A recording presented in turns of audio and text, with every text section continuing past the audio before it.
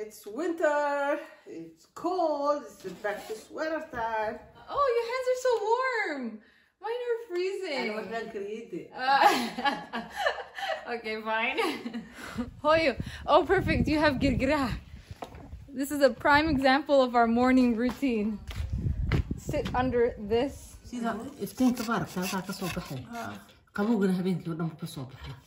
So I'm sealing with cement.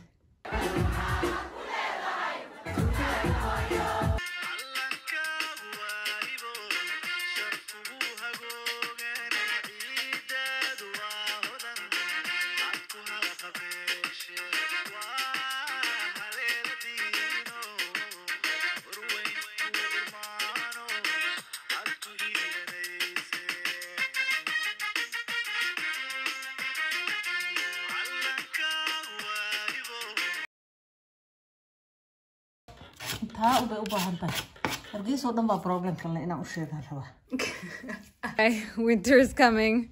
Sounds so ridiculous to say winter in Africa, but like, I'm not kidding. Look how many jackets, sweaters, scarves, layers. I have so much on. It's freezing, and there's no central heating in houses because our houses are made out of concrete and brick. Essentially, it's like living in a basement, but still not complaining. We're just gonna do something about it. Every morning we have this like girgira hanshidna. We have a portable fireplace, or option 2, stand in the sunlight until you warm your body and then get back to work. But until about 10:30, I'm wearing this giant sweater. Yeah. So aside from all that, keep watching because we're going to show you a couple of house renovations. It's a mini series called Do It Yourself, Fix Up Your Own Property.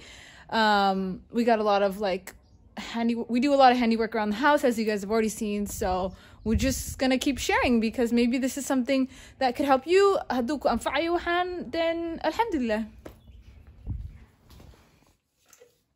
DIY time! Oh my god, don't drop it on me, Hoya. I did my fair share of DIY. I finished up that area. And now we're just doing some more winter maintenance. It's never ending. But this is a problem all across Hargeisa. It depends, honestly. Like, our house is really old, so that's why we have this problem. Probably newer houses don't have this issue, but there's a lot of wind and cold air that comes through these gaps in the wall after the windows are filled in. Our window guy did a great job making the windows. It's the rest that you kind of have to do it yourself. Whoa. Whoa. It looks like skooding. I just learned skooding. Skooding was another problem we had last week at the other house, but solved that, no problem. I'll have a video coming soon. I'll show you guys. Skooding. Skooding talking. That's how fat it is. This is a skooding. The other day in Tanyerbang silicone banku buuxinay, but it's kind of way right problem cause. Way right problem cause. Tanaka Wayne. To pick up. Dear Garuda. Hamaha kaaga soo galiya. Iska wada xidha. Hideous cardboard way wada galgaliyaan daaqada. Cardboard ku xiggaliyaan muraayada dadkadaas dhabarkeeda. Intaas oo dhan cardboard bay ku soo guraan. Iyo jawaano. So meesha cardboard ku guri lahaydeen sawirkan baa la qosan. Meeshu qabow waga imanaya maaha muraayada, halkan muraayad baa ka fargareynaysa. Waa meelaha meeshu qabow kaaga soo galay, meelaha asaa la xidha. Waxaana lagu xiraa sawirkaas aqoonshatay. Sawirkii ku sameeyay. Qoostay. Wali meeya ku sameeyay. Waa mid ku qoostay. Ku dhaxdiis. Oo cadeeyno. Waxa cadeeyno biyo ku qooshin. Waka. Wax bedel ma. Waa buuy. Waa cadeeyay waa cake chips in kala lagu sameeyay.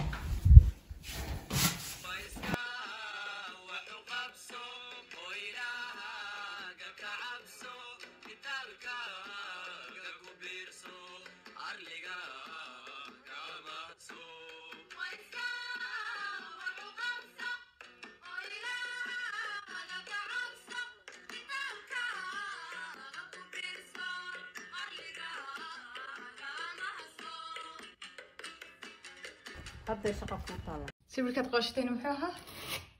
وسيبر كعت. كعت اسمها كبرجر اللي سماها.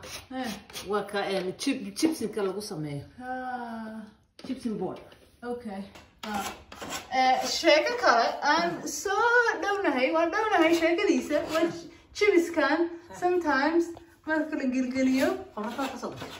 So you'll see some ceilings in houses where the one tile is lifted and not quite fitting, and then there's gaps across these areas. This is my favorite. This is where my friends live. Look at the kinhin. So there's like a whole family of qoroto. It's not their fault. They did a good job. It's the house is so old. You can see right here that the dimensions, like, it just curves, right? So we're not complaining. We're just going to do something about it. Yeah. We're fixing these problems. Alhamdulillah, we have a beautiful home. How many years old this house? But it's obvious it's time for maintenance. Kilo You didn't cuss enough? I have to cuss it more. There's dust falling right now. Oh, no. Okay. And then now you're gonna slide in. And then how does it Okay. You're busy already?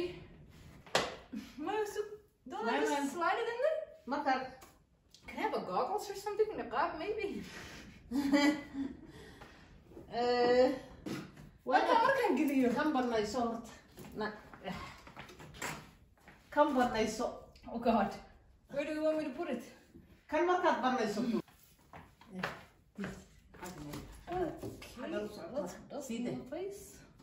Can't get it? Right side, wrong side. This side.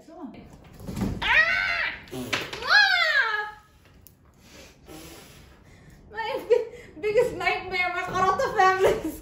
Coming. See that I got them.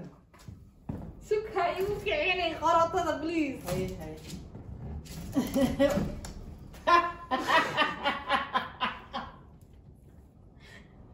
Okay, slide it in then. No, come again. I'm just sorry, okay? Okay.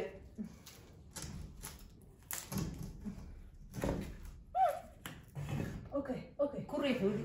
But nice measure. Oh, that's good. Yeah. I don't want to see everything in there. Can I sit down? Qoroto. Wala qoroto. Wala dawai. Wala sigo. We're gonna be. It's a nightmare at night. Okay. وتركي كلامك أتهاج أنت وتقول. إنك كاترة. ما وأنا قصبة وأنا بقى إيه. كاساق الله نوكي صوتها. قرطة can come in here. من صدق دحنت. فديسي تشك. What is it? دحنت أو قرطة a priority. Okay. So we're fine. Okay. وفريا. هلكا وقتها من قل باح كحجة دلعة. Space. هلكا وقتها مصدق كرا. ماي وبر. هاي. باي شمال كذا. I actually thought he was cutting with this. Turns out removes the knife piece. And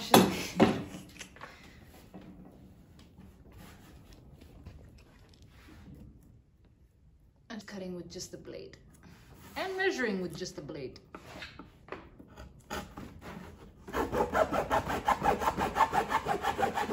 Carpenter who? Hey, I didn't notice, but that's all right. That's okay. We're gonna do it anyway. You've been slow about that. I saw when it comes to construction. Get out of that. I'm 30 years slower than you, okay? Sorry, Samsung. Can you live there later? You please. Allah. Chop. أول لما أنت جنين وقتها. شيق يلا. هكذا سيليكون would be good. هكذا. أكون سيليكون وحيري كريه يعني. Yes. كسم أنا قدرت نو سيليكون. هاتي. ساعدت. You can see. Thank you. I did this because I'm enjoying this because I did it. It's cut.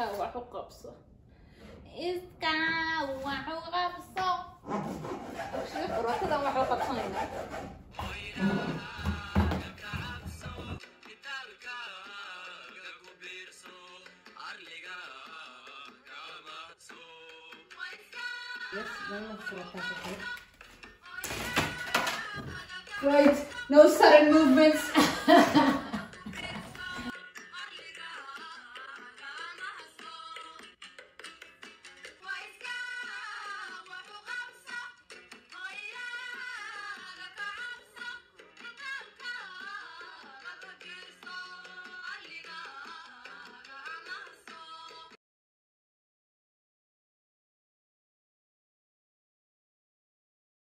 Spider beside you, you don't care. Wow. Only one. Okay. Let's clean the room, Sam. Okay. Please, let's stop for 1 second. We're filling the holes where the gap is. Magacawdi live.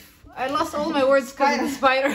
The lizard. These holes in which the lizards live in. What the heck I've seen it. This is Africa, okay? I sleep with spiders. You better dream about lizards, people. I'm sealing the hole. Okay, problem number 2 in Somaliland.